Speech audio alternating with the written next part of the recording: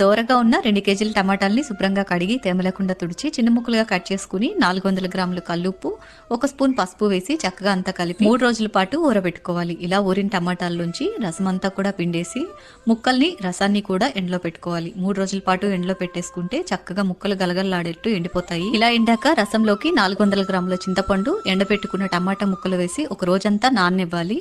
మరుసటి రోజు పొద్దున్నే ఈ విధంగా మిక్సీ జార్లో వేసుకుని మెత్తగా గ్రైండ్ చేసుకోవాలి.